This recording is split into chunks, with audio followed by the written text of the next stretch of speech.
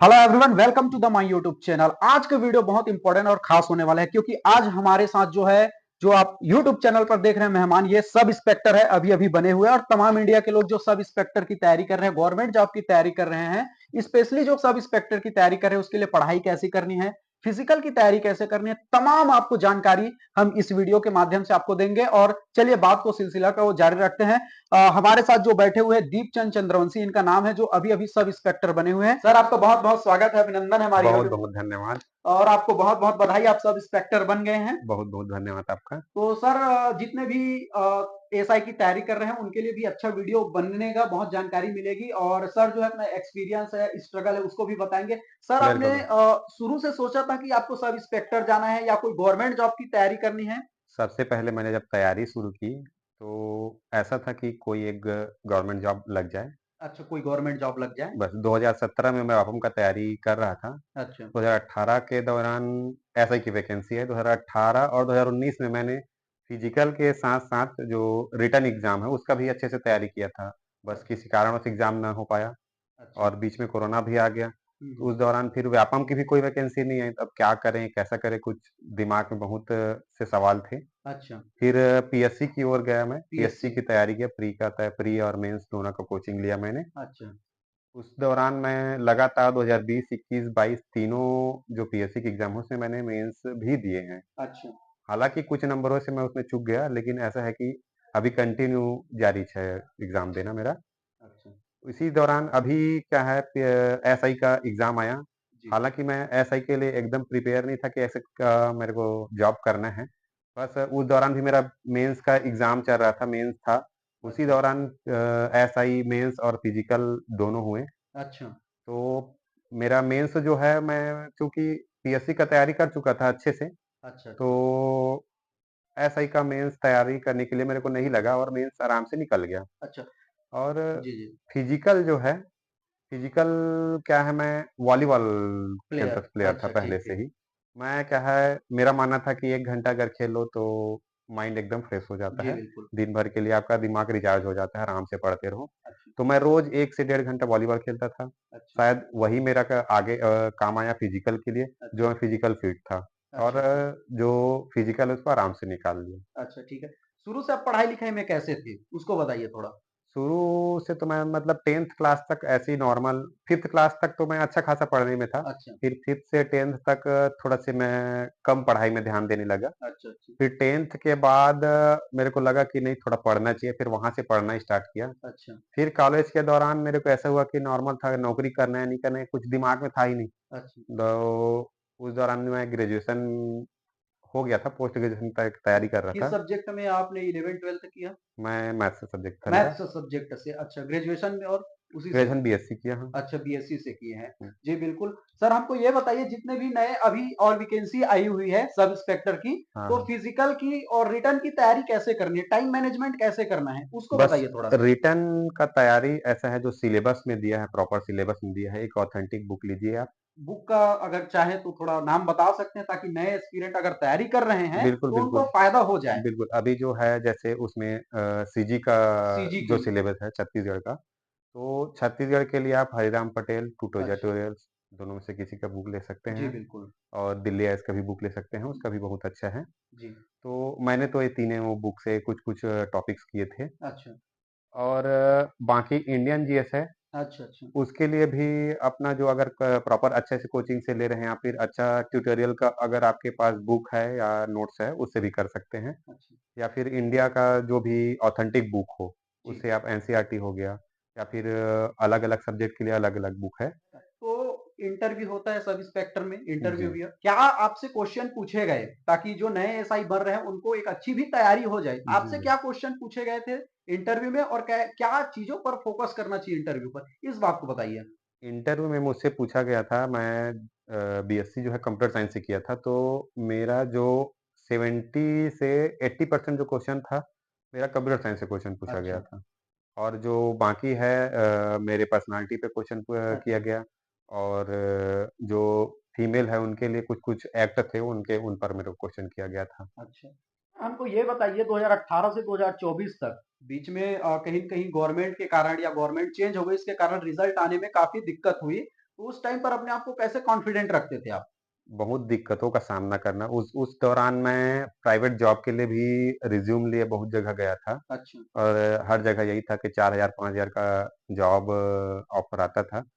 फिर जो मेरा एक दोस्त है वो पीएससी सिलेक्टेड है। अच्छा, उन्होंने समझाया मेरे को कि नहीं मैं तेरे को ये जब जॉब नहीं करने दूँगा। अच्छा। होता है कि कोई सपोर्टिव होना जी, चाहिए। बिल्कुल, बिल्कुल, तो सपोर्टिव होना चाहिए। मेरे जो दोस्त थे बहुत अच्छे सपोर्टिव थे उन लोग। अच्छा, तो उन्होंने सपोर्ट किया कि नहीं मैं जो तेरे को ये जॉब नहीं करने दूँगा क्योंकि तेरा जॉब लगेगा, अच्छा, मेहनत तेरा रंग लाएगा। तो मैं जॉब नहीं किया। तो अच्छा। मेरे एक सर भी थे उन्होंने भी बोला कि नहीं तो जॉब मत कर, पढ़ाई कर, कुछ दिन और पढ़ाई कर ले, जॉब तो आगे करेगा ही, बिज़नेस आगे कर सकता है। जी, लेकिन बिल्कुल। अभी जो समय है वो बाद में नहीं आएगा। तो अच्छा, उस दौरान मैं कंटिन्यू पढ़ाई में लगे रहा, अपना जो है हिम्मत बनाए रखा उसमें। जी, बिल्कुल।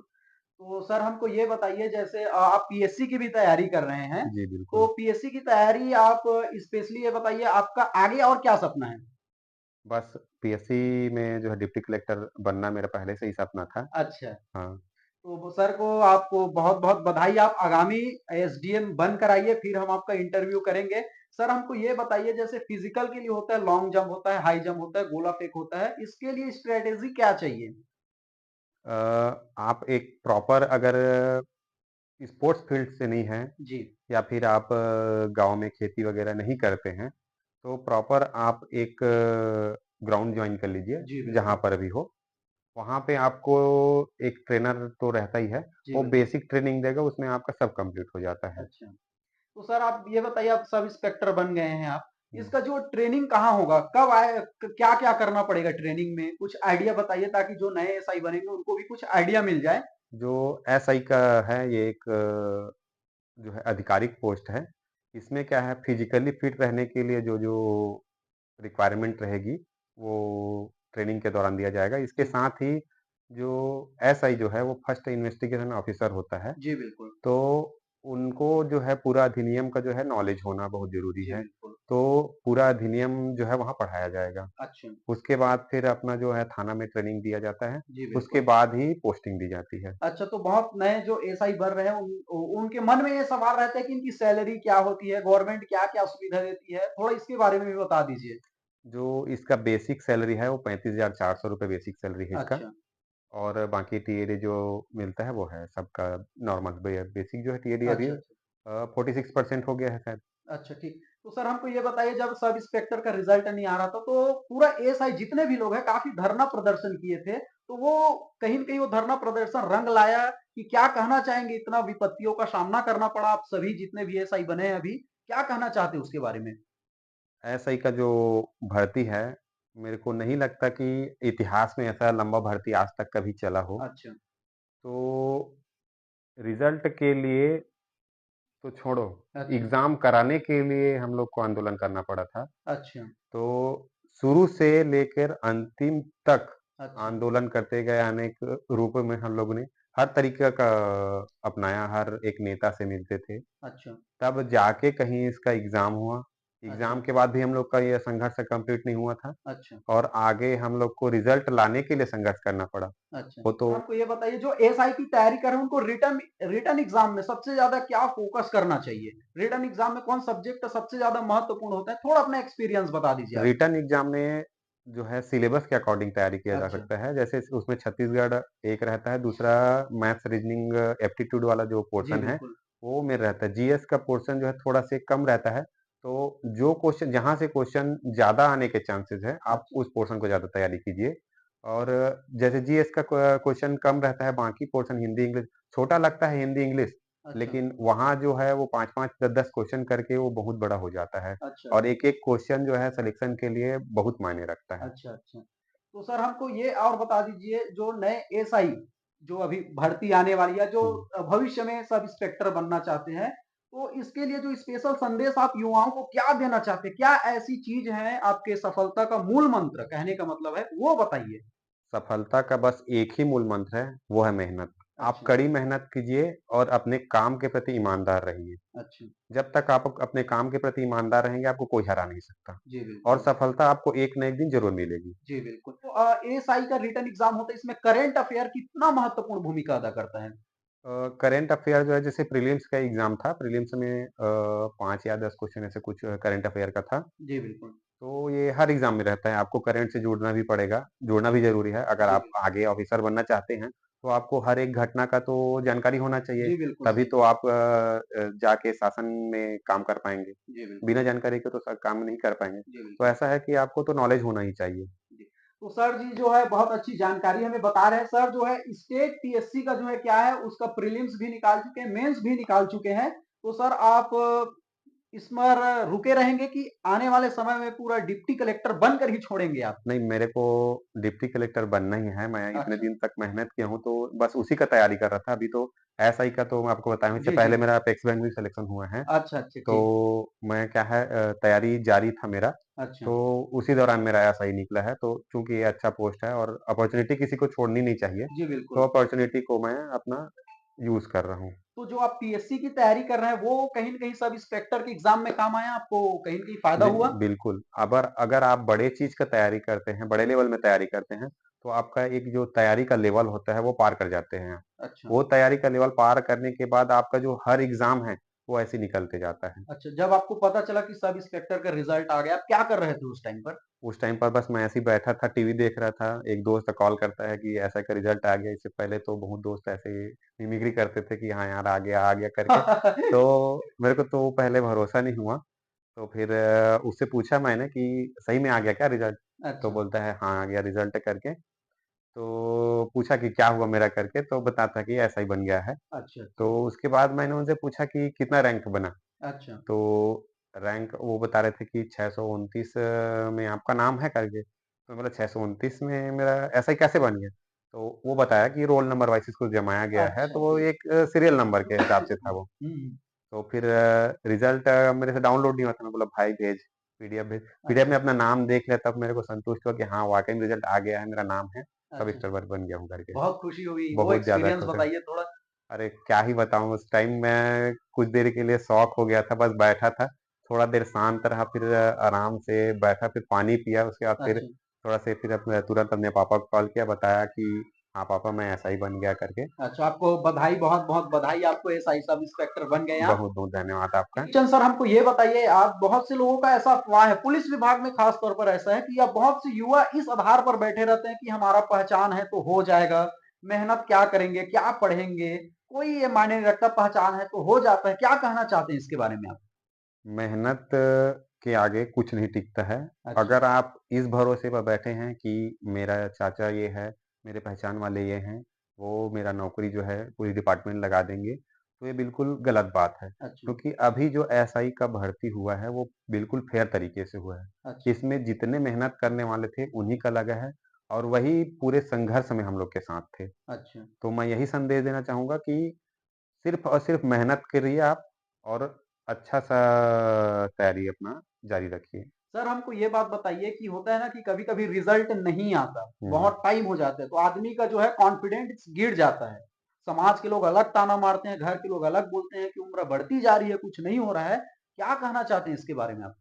जो समाज में जो ताने देने वाले लोग हैं, वो आपको आपके घर आके खिलाएँगे नहीं, पिलाएँगे नहीं, जो आपके लिए जो खर्चा कर रहा है, आपका जो परवरिश कर रहा है, अच्छा, वो सिर्फ़ आपके माता-पिता हैं। जी बिल्कुल। वो जो ताना देने वाले लोग हैं, ये नहीं आएँगे आपके। जी बिल्कुल। लेकिन जिस दिन आप सफल होंगे ना, वही ताना देने वाले लोग आपको बधाइयाँ देने के लिए आएँगे। जी बिल्कुल, सही बात तो बोला। बिल्कुल ऐसे लोगों की बातों पे भरोसा मत कीजिए। अपने आप पे देखिए, अपने आप को आप इम्प्रूव हो रहे हैं ना नहीं, ये चीज़ चेक कीजिए आप। जी बिल्कुल।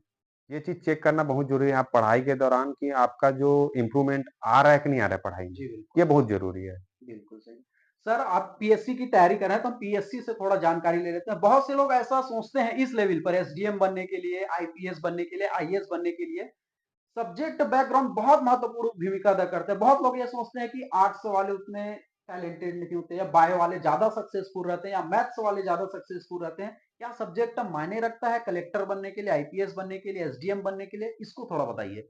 अभी के दौर में ऐसा कुछ है कि हाँ, सिलेक्शन जो है कुछ पर्टिकुलर सब्जेक्ट से ज़्यादा हो रहे हैं। जी, जैसे कि इंजीनियरिंग बैकग्राउंड से जो हैं, वो ज़्यादातर पीसीएस, आईएएस दोनों का एग्ज़ाम निकाल रहे हैं, यूपीएससी का एग्ज़ाम निकाल रहे हैं। लेकिन ऐसा नहीं है कि सिर्फ़ वही बस निकाल रहे हैं। जी बिल्कुल।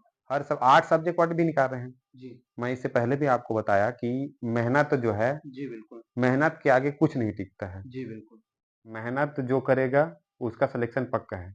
हाँ, जो है इंजीनियरिंग बैकग्राउंड वाले हैं, उनका तो जो बेसिक है वो थोड़ा क्लियर रहता है, जी बिल्कुल, तो उनको इसका फ़ायदा ज़रूर मिलता है।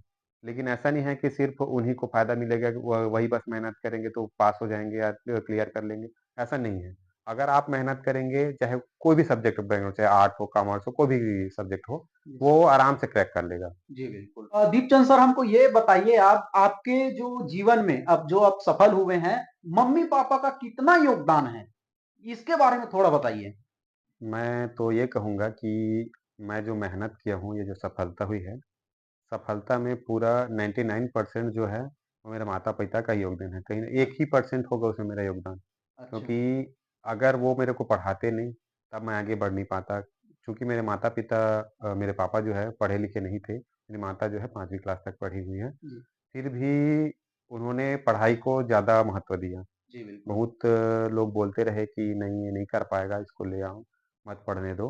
लेकिन मेरे पापा को मेरे पे भरोसा था कि नहीं ये कर लेगा करके, और आज रिज़ल्ट आपके सामने है। जी बिल्कुल। दीपचंद सर एक हमारे तमाम युवाओं को एक आप जो भी संदेश देना चाहते हैं ताकि वो अच्छे अपनी ज़िंदगी में मुकाम हासिल कर सके, आप एक संदेश दीजिए उसके बाद वीडियो से हम अलविदा लेंगे। मैं सबको यही संदेश देना चाहूँगा कि जो भी सीरियसली तैयारी करना चाहता है या ज़िंदगी में कुछ करना चाहता है, जी सर। उसके लिए पहले एक टारगेट सेट करना जी, चाहिए। उस टारगेट को सेट करने के बाद उसको अचीव करने के लिए जो भी मेहनत लग रहा है आपको, जी, वो कीजिए आप। उसको पाते तक आप रुकिए मत। जी बिल्कुल। विवेकानंद जी भी कहा है इस चीज़ के जी, लिए जी। कि उठो, जागो और जब जब तक जब तक चलो, ल जी बिल्कुल। जब तक तुम्हें अपने लक्ष्य की प्राप्ति ना हो जाए। जी बिल्कुल। तो इसी रास्ते पर आप चलते रहिए, आपको सफलता ज़रूर मिलेगी। जी, बिल्कुल। किशन सर से बहुत अच्छी खासी बात हुई हमारी, बहुत अच्छा लगा हमें बात करके और सर हमारा चैनल पर जो भी आते हैं हम उनको छोटा-सा गिफ्ट करते हैं और हमारे चैनल पर आप मेहमान बनकर आए हैं। इसके लिए हमारे यूट्यूब चैनल की तरफ से एक छोटा-सा गिफ्ट है आपके लिए, प्लीज़ इसे स्वीकार कीजिए आप। बहुत-बहुत धन्यवाद आपका। ये वीडियो से अलविदा लेते हैं और कमेंट करके हमें बताइए वीडियो आपको कैसा लगा। लोगों को अधिक से अधिक इस वीडियो को शेयर कीजिए ताकि लोगों को एक नई जानकारी मिले, संदेश मिले, इंस्पिरेशन मिले। चलिए थैंक यू वेरी मच। जय हिंद।